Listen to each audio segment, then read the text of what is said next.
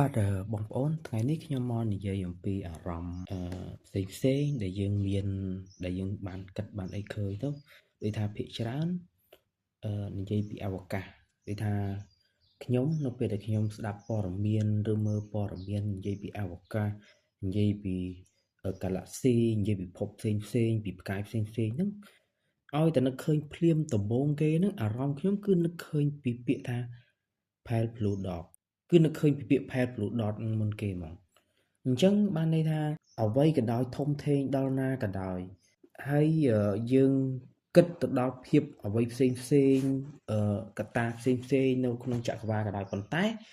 យើងមិនអាចជៀសផុតពីពាក្យថា Pale Blue Dot ពាក្យហ្នឹងគឺវានៅជាប់យើងវាជាការពិតដែលយើងកំពុងតែមានណាបងប្អូនអញ្ចឹងនៅពេលដែលយើងសិក្សាឬក៏យើងយល់ដឹងពីផ្នែកនឹងផ្សេងព្យាយាមគិតទៅប៉ុន្តែយើងយល់មកវិញថាភាពជាការពិតណាជីវិតពិតណាបច្ចុប្បន្នហើយឬក៏ជីវិតដែលយើងមានពិតប្រាកដណាគឺយើងរស់នៅអាស្រ័យលើផែនដីកសិកម្មកើតមកពីផែនដីប្រេងឬក៏សម្បត្តិធម្មជាតិមាសពេជ្រអីផ្សេងហ្នឹងគ្រឿងចាក់ផ្សេងសម្ភារៈយន្តហោះអីផ្សេងហ្នឹងគឺសុទ្ធសឹងតែកើតឡើងពីធនធាននៅក្នុងផែនដីរបស់របរប្រើប្រាស់អាហារផ្សេងអីហ្នឹងគឺកើតឡើងពីផែនដីហើយផែនដីយើងគឺវាស្ថិតនៅក្នុងរូបមន្ត Pale Blue Dot ស្ថិតនៅក្នុងអាការពិតនៅក្នុងហ្នឹងជាអ្វីដែលការពិតពាក្យហ្នឹងអញ្ចឹងនៅពេលដែលយើងឃើញថាមនុស្សដែលមានឥទ្ធិពលមនុស្សដែលមានអំណាចផ្សេងអំណាចយល់ហៅថាអំណាចនៃជីវិតដែលគាត់សមត្ថភាពដូចថាគាត់ឆ្លាតគាត់អីហ្នឹងមែនប៉ុន្តែគាត់រស់នៅភាគច្រើនយើងឃើញថាមនុស្សប្រភេទអស់ហ្នឹងគឺគាត់បំពេញគ្នាកេងប្រវ័ញ្ចគ្នាឈ្នានីសលៀបពណ៌គ្នាចង់ឈ្នះចង់ចាញ់គ្នាអញ្ចឹងទៅបានន័យថាជីវិតមនុស្សមាន10ឆ្នាំតែមិនចង់លើស10ដងផងភាគតិចណាស់ដែលមានលើសអញ្ចឹងអាការរស់នៅយើងនៅពេលដែលយើងរីកចម្រើនអីហើយយើងនៅតែបំពេញចង់ឈ្នះចាញ់គ្នាទៀតនេះអញ្ចឹងវាធ្វើឲ្យអ្វីដែលជាការពិតរបស់យើងហ្នឹងអ្វីដែលយើងរស់នៅការពិតហ្នឹងវាអត់អាចជិះផុតពីពាក្យថា Pale Blue Dot ទេអញ្ចឹងបានន័យថាអាពាក្យ Pale Blue Dot នេះហើយធ្វើឲ្យយើងមានអារម្មណ៍ថាក្តុកក្តួលខ្ញុំឲ្យតែនឹកឃើញថាសិក្សាពីអវកាសអីផ្សេងគឺនឹកឃើញតែពាក្យហ្នឹងភ្លាមហ្មងបានន័យថាបើសិនជាយើងបានខ្ពង់ខ្ពស់ហើយយើងមានសមត្ថភាពហើយយើងត្រូវគិតពីអាពាក្យហ្នឹងច្រើនមើលអ្នកដែលគាត់ជោគជ័យផ្សេងទលំទលាយផ្នែកអីផ្សេងហ្នឹងគឺធ្វើដើម្បីសម្រាប់មនុស្សជាតិហើយមនុស្សជាតិកើតមកហ្នឹងក៏មានបញ្ហាច្រើនដែរអញ្ចឹងមិនមែនថាយើងយកអ្វីទាំងអស់ហ្នឹងតម្រូវអ្នកគ្រប់គ្នាហ្មងទេប៉ុន្តែយើងកុំបំពេញគ្នាខ្លះណាយើងឃើញមានប្រដាប់អាវុធអីផ្សេងមានបំពេញដល់ជីវិតមនុស្សអីផ្សេងមិនគោរពច្បាប់អីផ្សេងបំពេញច្បាប់អីផ្សេងមានហិង្សាខូខើឃាតកម្មអីផ្សេងហ្នឹងយើងចង់សម្ដៅលើអាភាពដែលវាលើសលប់អាភាពដែលវាខូខើពេកដែលមិនគួរនឹងកើតមានណាយើងគួរតែលះបង់គួរតែជ្រៀកជាអានឹងឲ្យបានណាបើសិនជាជាក់ស្ដែងខ្ញុំមានបទពិសោធន៍ផ្ទាល់បើសិនជាជាក់ស្ដែងថាយើងពិបាកនៅក្នុងបដិបត្តិនឹងនៅក្នុងមជ្ឈដ្ឋាននឹងហើយយើងលះបង់ផ្សេងមកឲ្យតែជីវិតយើងបានរីកចម្រើនទៅថ្ងៃមុខទទួលបាននូវភាពវិជ្ជមានវិញយើងសុខចិត្តលះបង់ឲ្យផ្សេងផ្នែកមួយនៃជីវិតដូចជាស្នេហាឬក៏សាច់ញាតិបងប្អូនអីនៅក្នុងតំណែងតំណងអីផ្សេងបើសិនជាទទួលបានភាពអវិជ្ជមានហើយជ្រៀកជៀសហ្មងទៅអញ្ចឹងដើម្បីឲ្យពិភពលោកដែលយើងកំពុងរស់នៅតទៅមុខទៀតនឹងវាទទួលបានភាពវិជ្ជមានចំពោះយើងព្រោះថាបើសិនជាយើងនៅចង់ឈ្នះចង់ចាញ់នៅបំពេញនៅអីហ្នឹងតើវាបានផលអីច្រើនតទៅមុខទៀតព្រោះយើងអមតៈដល់ពេលណាវាអញ្ចឹងអាហ្នឹងហើយមិនចាំថាតអ្នកមានឥទ្ធិពលលើពិភពលោកដឹកនាំពិភពលោកអីទេសូម្បីតែត្រឹមនៅក្នុងស្រុកភូមិគ្រួសារអីហ្នឹងបើសិនជាយើងឃើញភាពអវិជ្ជមានកើតឡើងនៅក្នុងដំណើរជីវិតរបស់យើងជ្រៀកជាឲ្យបានកុំឲ្យជីវិតយើងហ្នឹងទទួលរងនៅសម្ពាធអស់នឹងទៀតអញ្ចឹងហើយខ្លួនឯងក៏កុំប្រព្រឹត្តកុំបង្កើតវាឲ្យមានអញ្ចឹងយើងចាប់ផ្ដើមពីភាពវិជ្ជមានលះបង់កាត់ផ្ដាច់ពីភាពខុសខើហ្នឹងគឺផ្ដើមពីខ្លួនឯងពីបុគ្គលមួយភ្លាមនឹងឯងរហូតទៅដល់មនុស្សមានឥទ្ធិពលអីហ្នឹងអញ្ចឹងឲ្យតែថាឃើញយើងសិក្សាទៅក្នុងកាឡាក់ស៊ីចក្រវាឡផ្សេងធំជាងនឹងទៀតទៅណាទៅណីទៀតមិនមែនប៉ុន្តែ ជីវិតដែលយើងអាចទទួលបានពិតប្រាកដមែនគឺយើងកំពុងស្ថិតនៅពីពាក្យថាផែនភ្លូដតអញ្ចឹងណាបងប្អូនអញ្ចឹងពាក្យនេះគឺមានអត្ថន័យជ្រាលជ្រៅណាស់មានតម្លៃណាស់សម្រាប់ការគិតពិចារណាឲ្យរស់នៅព្រោះថាយើងបើសិនជាយើងគិតពីលើផែនដីយើងមានជីវិតវាមានច្រើន 8000 លានអ្នកជាងអញ្ចឹងណាយើងថាច្រើនក៏ប៉ុន្តែវានៅលើផែនដីតែមួយហ្នឹងផែនដីហ្នឹងគឺមានតែមួយដុំមួយគ្រាប់ចំណុចដ៏តូចល្អិតហ្នឹងអញ្ចឹងគឺដូចតែជាភាពឯកាដែរទេអញ្ចឹងអារម្មណ៍យើងដែលយើងបានមានហើយយើងកើតមកហើយយើងត្រូវរកសេចក្តីសុខឲ្យខ្លួនឯងនិងមនុស្សដែលនៅជុំវិញខ្លួនអញ្ចឹងហើយខ្ញុំយល់ដែរបងប្អូនថាជីវិតមានទុក្ខលំបាកអីផ្សេងផ្សេងអាហ្នឹងគឺជាជីវិតច្បាប់នៃធម្មជាតិដែលគាត់កើតមកតាក់ទងរឿង IQ CQ EQ របស់គាត់ដែលគាត់មានដូចថាឥឡូវគាត់ទៅធ្វើការហត់នឿយសកម្មភាពផ្សេងអីជាងអ្នកផ្សេងដែលគាត់សំណុកជាងអីចឹងអាហ្នឹងគឺជាធម្មជាតិដែលគាត់សមត្ថភាពដែលគាត់សិក្សាឬគាត់ធ្លាប់រស់នៅអីចឹងទៅអាហ្នឹងទទួលបានជីវិតគាត់បែបហ្នឹងខ្ញុំយល់ក៏ប៉ុន្តែអ្វីដែលយើងត្រូវគិតហ្នឹងយើងត្រូវជ្រាបជាពីភាពហិង្សាព្រោះថាមានបុគ្គលខ្លះគាត់ខ្ពង់ខ្ពស់ក៏ដោយ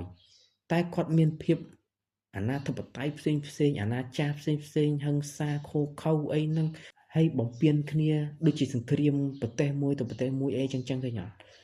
មកដល់នេះហើយរកសេចក្តីសុខឲ្យគ្នាដើម្បីបង្កើតសេវាកម្មផ្សេងដើម្បីជាភាពរស់នៅសុខសាន្តប្រជាជនមនុស្សលោកហើយយើងមានហានិភ័យទៀតនៅពេលដែលយើងខូខើទៅវាអាចប៉ះពាល់ដល់ផែនដីទៀតណាឡូវមិនដូចពីមុនទេនៅពេលដែលយើងមានភាពហិង្សាផ្សេងសង្គ្រាមផ្សេងលើពិភពលោកវាប៉ះពាល់ដល់ពិភពលោកប៉ះពាល់ដល់មនុស្សជាតិទាំងមូលតែម្ដងអញ្ចឹងគឺជីវិតខ្លួនឯង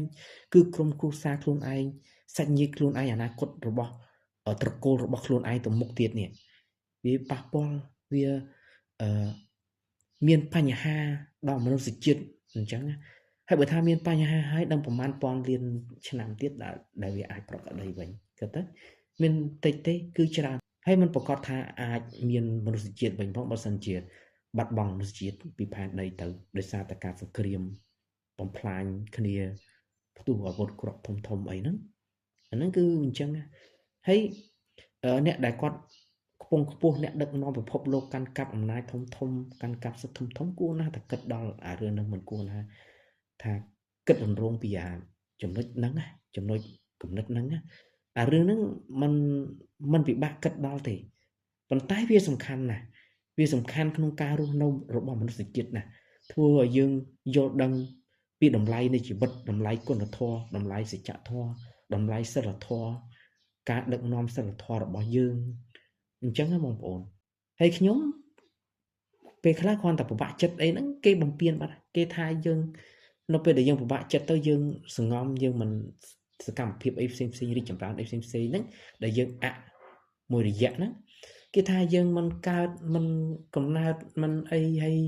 គេថាស័យប្រសាទថាអីផ្សេងហ្នឹងខ្ញុំតែនិយាយពាក្យចំណុចហ្នឹងព្រោះថាអាហ្នឹងវាមានឥទ្ធិពលវាផ្ដល់ផលអវិជ្ជមានច្រើនកន្លងមកចំពោះខ្ញុំហើយខ្ញុំក៏ឃើញថាបងប្អូនយើងច្រើនរាល់ថ្ងៃហ្នឹងឃើញព័ត៌មានផ្សាយច្រើនពីអ្នកដែលគាត់មានសម្ពាធអ្វីផ្សេងទាំងអស់ហ្នឹងអញ្ចឹងខ្ញុំមានបទពិសោធន៍ខ្ញុំឧស្សាហ៍យកមកនិយាយលើកតែចំណុចហ្នឹងមកទៅព្រោះថាអាហ្នឹងវាបើយើងអត់បាច់កែប្រែបានទេបំផ្លាញគ្រប់យ៉ាងអាការដែលបង្កើតហិរញ្ញវត្ថុបង្កើតសេដ្ឋកិច្ចក្នុងខ្លួនក្នុងគ្រួសារយើងផ្ទាល់ហ្នឹងក៏វាមានបញ្ហាដែរនៅពេលដែលយើងទទួលសម្ពាធពីមជ្ឈដ្ឋានពីបងប្អូនសាច់ញាតិឬក៏អ្នកដែលយើងស្គាល់អានឬក៏អ្នកដែលយើងស្រឡាញ់ហ្នឹងណាធ្វើបាបយើងអញ្ចឹងជាក់ស្ដែងយើងស្រឡាញ់បុគ្គលនឹងមួយយើងរស់នៅគៀកបុគ្គលនឹងមួយមិនថាបងប្អូនឬស្នេហាទេគឺដើម្បីសេចក្តីសុខដើម្បីអនាគតដើម្បីភាពរីកចម្រើនដើម្បីខ្ពង់ខ្ពស់ដើម្បីភាពសុភមង្គលជាមួយគ្នាប៉ុន្តែវាទៅជាបញ្ហាវិញហើយអាបញ្ហាហ្នឹងមិនមែនយើងបង្កើតឡើងទេគេជាអ្នកបង្កើតឡើងហើយគេជាអ្នកព្យាយាមបំផ្លាញសេចក្តីសុខដែលយើងចង់ឲ្យគេមានវិញវាទៅជាអញ្ចឹងណាបងប្អូនអាហ្នឹងហើយជាចំណុចសំខាន់បំផុតដែលយើងត្រូវជ្រាបជាដែលយើងគួរតែនឹកឃើញដល់ថាពាក្យថា Pale Blue Dot ហ្នឹងអញ្ចឹងវាកើតឡើងពីអាខ្លួនយើងបុគ្គលផ្ទាល់ខ្លួនដែលយើងអាចជ្រើសយកដែលអាចប្រព្រឹត្ត ដែលយើងអាចស្ថិតក្នុងកន្លងនឹងបានពីភ្លាមនេះពីខ្លួនឯងនេះរហូតទៅដល់បុគ្គលដែលមានអំណាចកាន់កាប់លើពិភពលោកអញ្ចឹងចំណុចហ្នឹងហើយគឺយើងត្រូវអប់រំខ្លួនឯងនឹងដែរហ្នឹងណាអប់រំអ្នកដែលនៅចិត្តដែលគាត់អូសទាញគាត់ដើម្បីឲ្យគិតវិជ្ជមានហើយបើថាស្រឡាញ់គ្នាហើយត្រូវរកគ្នាហើយចិត្តយកគ្នាហើយយល់ចិត្តគ្នាមើលថែផ្លូវចិត្តគ្នារស់នៅគឺដើម្បីជាមេឃធៀងគ្នាយោងគ្នាទៅវិញទៅមកមិនមែនដើម្បីជាដាក់សម្ពាធបំពេញធ្វើបំផ្លាញសេចក្តីសុខសុភមង្គលក្នុងខ្លួនរបស់បុគ្គលនឹងទេបុគ្គលដែលជាភាគីនៃមេឃធៀងជីវិតយើងទេដែលនៅជាមួយគ្នាគេងអោបគ្នារស់នៅជាមួយគ្នាជាបងប្អូនជាអីហ្នឹងអាហ្នឹងគឺវាអញ្ចឹងបងប្អូនហើយជីវិតយើងរស់នៅយើងមានតែបុគ្គលហ្នឹងឯងដែលស្និទ្ធជាងគេក្នុងមួយជាតិហ្នឹងហើយចុះបើយើងបំពេញគ្នាយើងចង់ឈ្នះចាញ់គ្នាទៅហើយឈ្នានេះបំពេញគ្នាបំផ្លាញអារម្មណ៍គ្នាបំផ្លាញសេចក្តីសុខអារម្មណ៍គ្នាតើយើងមានន័យអីក្នុងជីវិតហ្នឹងតើយើងមានន័យតម្លៃអីដែលសំខាន់ចំពោះក្នុងជីវិតបើយើងរស់នៅដើម្បីតែបំណងធ្វើតែប៉ុណ្្នឹងហ្នឹងវាអត់អស្ចារ្យវាអត់មានន័យអត់មានតម្លៃអីវាមិនមែនជាធនធានសម្រាប់ប្រទេសជាតិសម្រាប់សង្គមគ្រួសារសម្រាប់ពិភពលោកបានណាអ្នកដែលគាត់រស់នៅក្នុងផ្នត់កម្រិតហ្នឹងណាហើយអ្នកខ្លះនៅពេលដែលជួបហើយរើសឹងពាក់កណ្ដាលជីវិតរើមិនចង់ផុត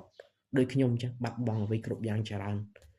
ពិសេសគឺជីវិតមនុស្សដែលយើងធ្លាប់ស្រឡាញ់ធ្លាប់អីអញ្ចឹងហើយអ្នកដែលលំបាកចិត្តមិនមែនមានតែយើងទេពេលដែលបែកបាក់ទៅវាអាចមានភាគីយើងហ្នឹងគាត់ដឹងខ្លួនទៅគាត់ពិបាកចិត្តឈឺចាប់ថ្ងៃណាមួយចុះបើមានកូនយើងមានអារម្មណ៍ឯកាមកដូចគេមានគ្រួសារអីផ្សេងអានឹងហើយគឺជាភាពកាន់តែឈឺចាប់កាន់តែពិបាកទៅមុខទៀតដដែលចឹងហើយបានន័យថាគ្រាន់តែយើងយកចិត្តបុគ្គលដែលនៅគៀកយើងបន្តិចបន្តួចឬក៏ច្រើនដែរប៉ុន្តែវាជាក្តីសុខរបស់យើងដែរសោះហេតុអ្វីក៏យើងមិនជ្រើសយកអានឹងយើងជ្រើសយកសុខចិត្តចង់ឈ្នះចង់បំពេញគ្នាបំផ្លាញអារម្មណ៍គ្នាហើយបែកបាក់គ្នាហើយធ្វើឲ្យកូនលំបាកវេទនាទៀតនេះសួរថាអានឹងតើវាជាផលអ្វីល្អខ្លាំងដែរវាជាអ្វីដែលជាគោលដៅរបស់យើងដែរយើងយល់ពីបុគ្គលនោះហើយប៉ុន្តែយើងគួរតែជិតជិះយើងគួរតែដឹងពីចំណុចហ្នឹងថាវាសំខាន់ណាស់ដែលយើងមិនគួរធ្វើរឿងហ្នឹងហើយយើងជ្រើសយកតែផ្នែកវិជ្ជមានធ្វើមកព្រោះយើងការដែលយើងបានរស់នៅជាមួយគ្នាជាបងប្អូនគ្នាអីហ្នឹងគឺយើងជាអ្នកផ្ដើមយើងជាអ្នកបង្កើតកន្លងនឹងមកដើម្បីថាគាត់ជាក្រុមយើងគាត់ជាត្រកូលរបស់យើងជាអ្នកគិតជ្រើសយកអញ្ចឹងហើយនៅពេលដែលកើតមកជាមួយគ្នាអីហើយក៏ដោយបងប្អូនក៏ដោយកើតមកជាមួយគ្នាហើយធម្មជាតិគឺតម្រូវមកគឺយើងមានហើយអញ្ចឹងហើយតើចង់ឈ្នះចាញ់បំពេញគ្នាដល់ណាទៀតអញ្ចឹងវាអត់ល្អទេវាអត់ធ្វើឲ្យយើងបានទទួលបានផលអ្វីល្អទេបងប្អូនអញ្ចឹងអានេះមិនមែនចំណុចតូចទេអានេះ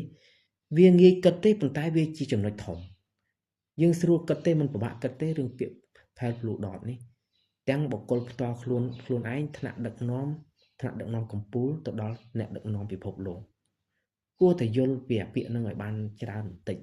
គិតឲ្យដល់មនុស្សដែលមានមនោសញ្ចេតនាទើបយល់ពីតម្លៃនៃពាក្យហ្នឹងហើយពាក្យហ្នឹងស្រួលគិតទេទលំទលាយណាស់ដែលគេចែកចាយឲ្យយើងស្ដាប់ឲ្យយើងយល់អញ្ចឹងហើយខ្ញុំនឹងឲ្យជាក់ស្ដែងពិតប្រាកដមែនខ្ញុំឲ្យតែឮពីព័ត៌មានស្ដាប់បងប្អូនដែលគាត់ផ្សព្វផ្សាយផ្សេងពីចក្រវាឡពីភពផ្សេងនានាពីអេលៀនពីផ្កាយពីnebula ផ្សេងពី galaxy ផ្សេងគឺខ្ញុំនឹកឃើញភ្លាមមុនគេថាអារម្មណ៍យើងអាចគេចផុតពីពាក្យថា Pale Blue Dot ហ្នឹងទេគឺវានៅតែក្នុងនឹងដដែលទេអញ្ចឹងណាព្រោះជីវិតយើងនៅលើផែនដីទោះចំណេះដឹងយើងសិក្សាដល់ណាក៏ដោយប៉ុន្តែជីវិតយើងជាក់ស្ដែងយើងរស់នៅលើផែនដីរស់នៅជាមួយនឹងមនុស្សជាតិ 8,000 លាននាក់អញ្ចឹងហេតុនេះហើយគោលបំណងក្នុងវីដេអូនេះខ្ញុំចង់ឲ្យបងប្អូនដែលគាត់បានស្ដាប់វីដេអូនេះគាត់គិតបែបវិជ្ជមានធ្វើល្អគិតសច្ចធម៌គុណធម៌សិលធម៌នឹងឲ្យមាននៅក្នុងខ្លួនចេះដឹកនាំសិលធម៌បើយើងមិនសូវឆ្លាតទេយើងព្យាយាមសិក្សារៀនអីផ្សេងព្យាយាមបង្កើតសេចក្តីសុខព្យាយាមយល់អារម្មណ៍គ្នាបង្កើតការស្រឡាញ់ឲ្យកាន់តែច្រើន បង្កើតអនុស្សាវរីយ៍ឲ្យកាន់តែច្រើនបង្កើតអនុស្សាវរីយ៍ឲ្យនឹកឃើញអនុស្សាវរីយ៍ខ្លួនឯងឲ្យបានច្រើនពេលដែលយើងមានភាពតានតឹងមានភាពធុញថប់ឬក៏ពេលខ្លះស្អប់មួយផ្លេតអីហ្នឹងប៉ុន្តែយើងព្យាយាមគិតទៅអនុស្សាវរីយ៍អាការយើងបង្កើតជាមួយគ្នាផ្សេងហ្នឹងទោះអារម្មណ៍យើងមិននៅក្នុងបច្ចុប្បន្នហ្នឹងក៏ដោយប៉ុន្តែយើងគិតទៅអនុស្សាវរីយ៍ដែលល្អៗទៅយើងនឹកឃើញហើយថាយើងមិនអាចបំផ្លាញគ្នាបានទេមិនអាចក្បត់គ្នាបានទេមិនអាចជ្រៀកជិះគ្នាបានទេមិនអាចគ្រាន់តែចង់ឈ្នះចង់ចាញ់បែកបាក់គ្នាបានទេវាអញ្ចឹងបងប្អូនទាំងខ្លួនឯងទាំងគេមានជីវិត10ឆ្នាំមិនច្រើនជាង10ដងច្រើនពេកទេបើសិនជាបានដូចលោកឪសួងហ្នឹងគឺល្អហើយពិសេសបាន444ឆ្នាំអីចឹងទៅគាត់ថាវាមិនសូវសម្បូរអ្នកដែលបានដល់នឹងអញ្ចឹងណាបើយើងមានអាយុច្រើនអញ្ចឹងមែនយើងកាត់បានន័យថាដូចជាព្រះដែរមែនណាអញ្ចឹង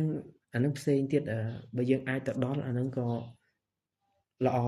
កោតស្ងប់ស្ងាយនៃជីវិតរបស់យើងខ្លួនយើងផ្ទាល់អញ្ចឹងបងប្អូនប៉ុន្តែអ្វីដែលយើងធ្វើទៅបុគ្គលផ្សេងក៏យើងត្រូវដឹងថាគាត់រស់បានឲ្យច្រើនឆ្នាំអញ្ចឹងដែរអត់វាមិនងាយបានជួបដូចគ្នា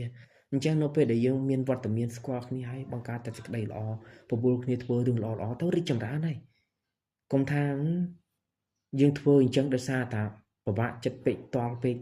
ពិបាកចិត្តតល់មិនក៏វាមិនអត់មានផ្លូវជាវិជ្ជមានគិតឃើញទេឲ្យតែយើងចង់ធ្វើឲ្យតែយើងចង់ដើរកន្លងឲ្យតែយើងចង់ប្រព្រឹត្តនៅលើកន្លងត្រឹមត្រូវគឺយើងនឹងទទួលបានហើយបងប្អូនអញ្ចឹងវីដេអូហ្នឹងគឺចង់ឲ្យយើងធ្វើល្អរស់នៅសេចក្តីល្អទោះពេលខ្លះអ្នកដែលគាត់ខ្ពង់ខ្ពស់រីកចម្រើនទាំងផ្នែកហិរញ្ញវត្ថុអីក៏ដោយប៉ុន្តែបើថាអត់គិតឃើញត្រង់អាតម្លៃនៃគុណធម៌តម្លៃនៃសច្ចធម៌ហ្នឹងទេណា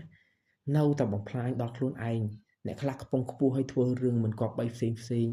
មានបញ្ហាផ្សេងជាប់ខំជាប់អីផ្សេងទៀតក៏មានដែរណាបំផ្លាញខ្លួនឯងហ្នឹងឃើញអត់អញ្ចឹងហើយបំផ្លាញខ្លួនឯងមូលហេតុអីវាប៉ះពាល់ទៅដល់ជីវិតគេដែរណោះវាប៉ះពាល់ដល់សេចក្តីសុខគេដែរណោះបានខ្លួនឯងមានបញ្ហា